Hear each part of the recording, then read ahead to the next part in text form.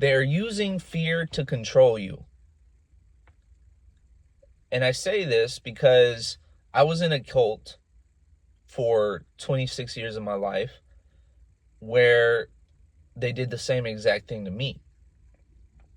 And I've kind of like, now that I've left and I was born and raised in it, I had to like deconstruct my entire reality, my way of thinking, and did a lot of research. And once I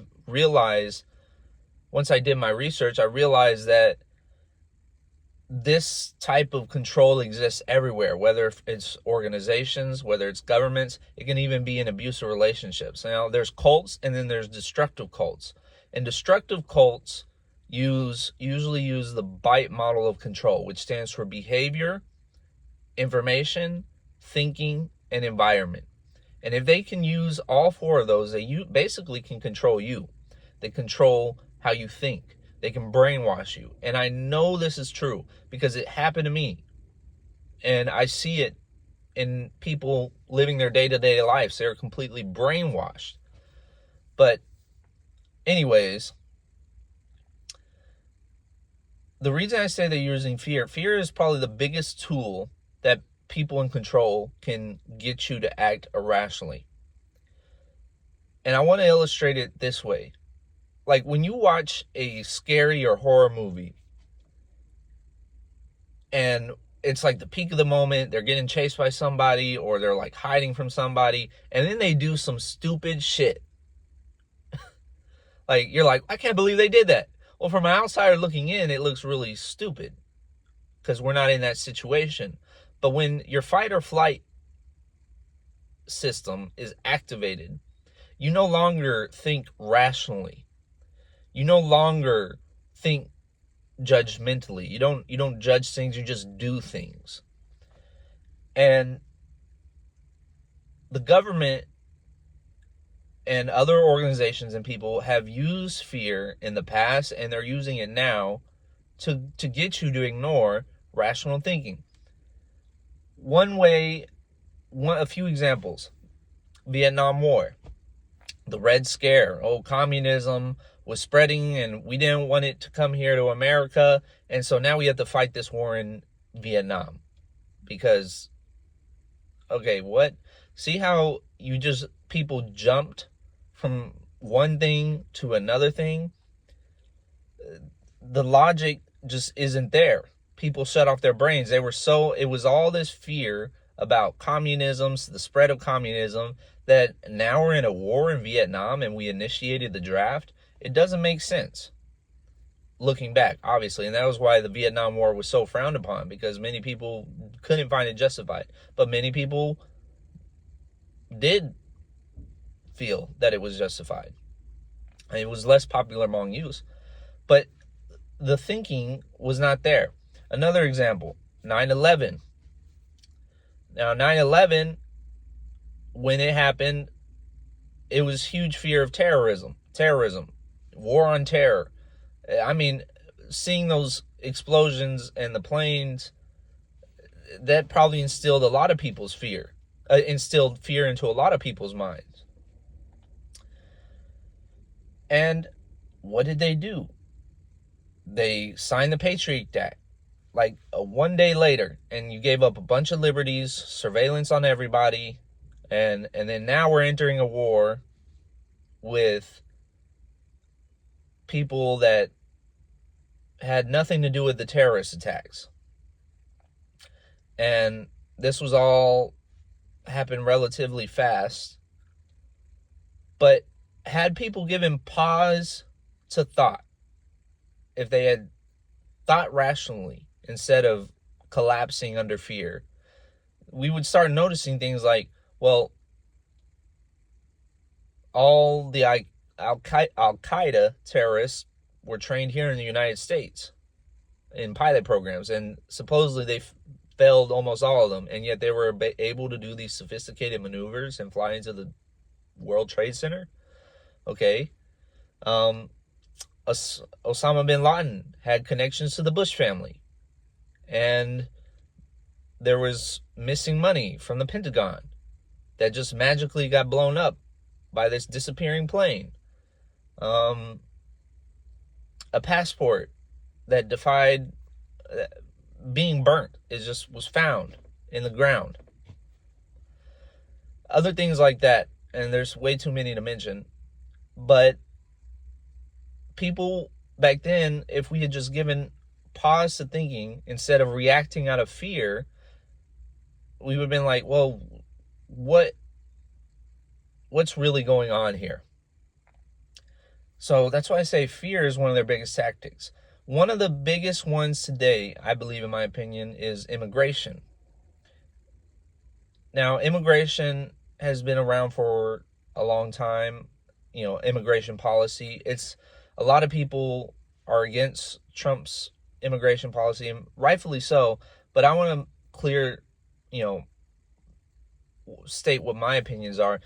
Immigration has been around before Trump's administration. It's been during Obama's administration. He deported a lot of people.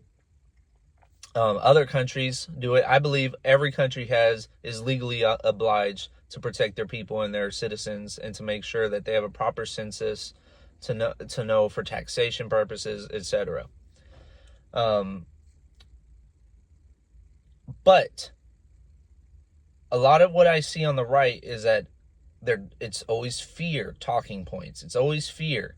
Oh, they're eating cats, they're taking your jobs, they're doing this and that. And some of these may be true, but you always have to notice, how are they talking it? Are they talking about it logically, or are they talking about it to instill fear? If they're talking about it to instill fear, usually there's some ulterior motive there. They're trying to elicit a response. They're trying to shut down your critical thinking and your rational thinking. And they'll say all these crazy things. They're all murderous and rapists. And now you're giving up your liberties, because now there's no due process for them. They just round them up and put them up in these containment centers and deport them. And some were probably even citizens or had visas, and you don't hear about those. They're just, we'll deport them and figure it out later. These are processes that are constitutionally given to us. They're written in the Constitution that every person, not every citizen, every person has right to a due process. But suddenly everybody's so afraid that we're like, this is all okay. We can deport people. We can round them all up because we have to protect ourselves. This is imminent. This is crazy. And you're going to give up liberties that will affect you in the future. Because soon, it could be not just on where you're a citizen of. It could be your political affiliation, whether you're Democrat or Republican. It could be your viewpoints. It could be your thinking. It could be anything. And there's no due process anymore. They set the precedent. They got you used to just seeing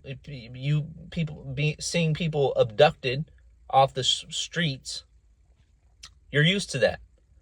So now you're not going to blink an eye when Bob or Tom or Joe gets abducted because he holds a different viewpoint than the mainstream government at the time. You're like, well, imminent threat. He was never good for us anyways. You were shutting down your rational thinking. Last but not least, I want to share with you a billboard that I keep seeing pop up around my city. And it's for a religious group, and they're saying an attack on one of us is an attack on all of us, right? I want to tell you why that is such a dangerous type of thinking. Because it doesn't appeal. First of all, it's appealing off fear. Oh, they're being attacked. We're being attacked. And second, it denies your individual agency. It's phrased as though we are one single identity, one single organism, and that if they're attacked, we've been attacked too. Well, what kind of response is this? What kind of response are they trying to get from us with a statement like that? It's framed as solidarity, but to me, it feels like escalation. Okay, if we're attacked, then you're all attacked, and we have to fight back or retaliate. All right. For example, Iran war, or I mean, there's many other wars. All right, NATO, for example. A lot of people hold opinion on NATO that we shouldn't be a part of this group because if NATO's attacked, then we all have to attack, and that would be some crazy world war. Are we responsible for someone else's, or pulling our people into war based off of, so that's people's judgment with NATO. So why is it that one group of people say that we must be all one identity if we're attacked?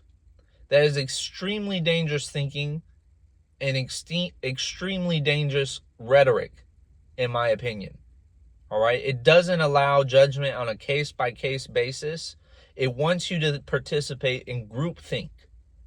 It wants you to shut down your rational thinking. And so that's why I say fear is their number one tool of control.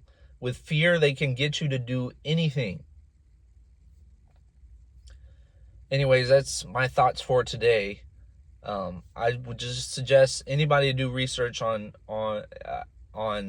mind control. Steve Hassan has some great books, freeing your mind from mind control, because it sounds like science fiction, but it's completely real. And both sides, left and right, I believe, are under mind control in some way, form, or fashion. We have to think for ourselves, and we have to be independent thinkers. We cannot participate in groupthink. Otherwise, we will commit atrocities that are too innumerable to imagine. And we will suffer as a whole society.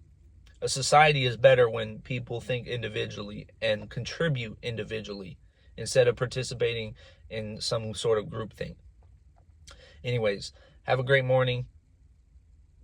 I'm going to share some more about my cult upbringing.